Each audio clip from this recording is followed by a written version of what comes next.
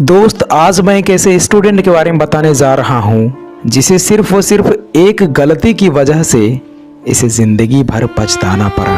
दोस्त, इनके पिताजी बहुत ही गरीब किसान थे और ये दिन रात एक करके खेतों में काम करके घर को चलाया करते थे। लेकिन ये अपने बेटे को पढ़ा लिखा कर एक सरकारी नौकरी दिलाने का सपना पाल रहे थे। इसलिए इन्होंने अपने बेटे को 12th कंप्लीट होने के बाद से ही पटना में कंपटीशन की तैयारी करने के लिए भेज दिए थे और कंपटीशन के साथ साथ ही BA पार्ट 1 में इसका एडमिशन भी करवा दिए थे।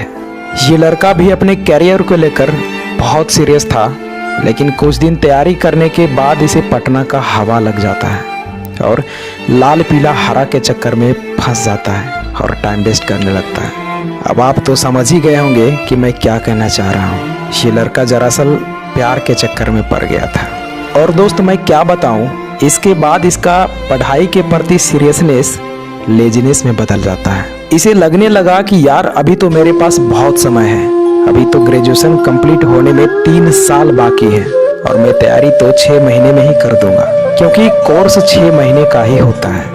लेकिन शायद इसे ये नहीं पता था कि उस 6 महीने में पढ़ाया गया चीज़ों को कंप्लीट करने में बहुत समय लगता है और इसी गलत फहमी में जीने लगा और पढ़ाई कम, प्यार का चक्कर ज़्यादा करने लगा।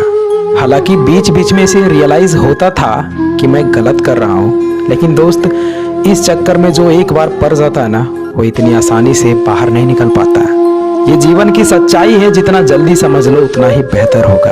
ये लड़का इसी तरह अपने जीवन के 3 साल ऐसे ही बिता दिए और अभी तक ये क्लास का ही चक्कर लगा रहा था। दोस्त, आप भले ही सच्चाई से कुछ दिन मुंह मोड़ लेते हो, लेकिन एक न एक दिन आपको जरूर समझ में आती है। लेकिन जब तक समझ में आती है तब तक बहुत लेट हो चुका होता है। ठीक उसी प्रकार जब इसके साथ में पढ़ने वाला एक दोस्त ग्रेजुएशन कंप्लीट होते ही SSC CGL एग्जाम को क्रैक कर लिया और वो सेटल हो गया, तब इसे रियलाइज हुआ कि मैं इन 3 सालों में क्या किया और इसे लगने लगा कि मैंने कितना गलत किया। पिताजी का मेहनत पानी में फेर दिया, कैसे कैसे दिन रात मेहनत मजदूरी करके पैसा भेजते होंगे और मैंने ये सब चुटकियों में बर्बाद कर दिया। ये लड़का को अब सारा कुछ दिखने लगा था, लेकिन तब तक बहुत लेट हो चुका था। और दोस्त, इसी समय घर से कॉल आता है कि बेटा, माँ की आंखों का ऑपरेशन कराना है, लेकिन पैसे नहीं है क्योंकि सारा पैसा तो तेरा पढ़ाई में लगा दिया। बेटा, तुम्हारा सिलेक्शन कब हो रहा है? तो दोस्त, ये लड़का कुछ नहीं बोल पाया क्योंकि ये लड़का इन 3 सालों में पढ़ाई के अलावा सब कुछ किया था, सिर्फ पढ़ाई ही नहीं किया था। ये लड़का फ़ोन पर सिर्फ रोता रह गया और फिर बोला कि पिताजी, अभी कोई एग्ज़ाम नहीं निकला है। दरअसल मैं गलत रास्ते पे चला गया था, मैं भूल गया था कि मैं यहाँ क्या करने के लिए आया हूँ, मुझे माफ़ कर दीजिए पिताजी।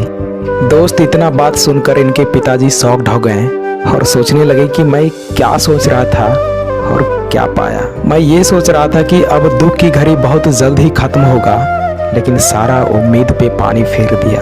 अरे मैंने तुम्हारे लिए क्या नहीं किया, अपना ज़मीन का 90% हिस्सा इन 3 सालों में बेच दिया, ये सोचकर कि मेरा बेटा शहर में अच्छे से पढ़ाई कर रहा होगा।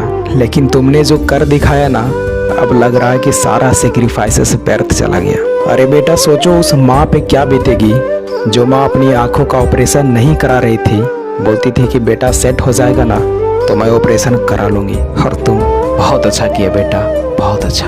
दोस्त, अब इसके पास रोने के सिवा और कुछ नहीं बचा था और मजबूरन इसे प्राइवेट जॉब में 10,000 की नौकरी करना पड़ा और जो सपना इनके माँ बाप ने देखे थे वो केवल सपना ही रह गया। तो दोस्त, अगर आप भी ऐसी गलती कर रहे हो, आप भी पढ़ाई को प्रायोरिटी नहीं दे रहे हो, तो शायद आपका भी एक दिन यही हाल होगा।